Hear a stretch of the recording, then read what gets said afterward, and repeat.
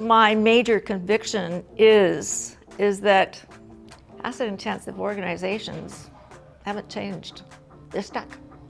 My name is Gail Petersen. I'm an asset management specialist and also the CEO of DataMaster Software House, which is my management consulting firm.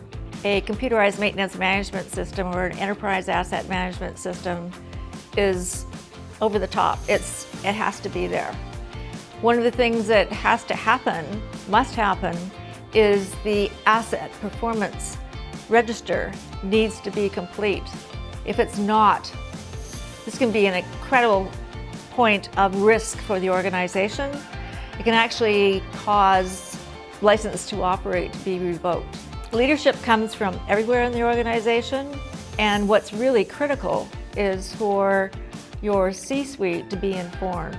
Your CIO, your CEO, your Vice President of Operations, all those C-level people need to be well informed to understand what's happening and how to respond on the reliability journey.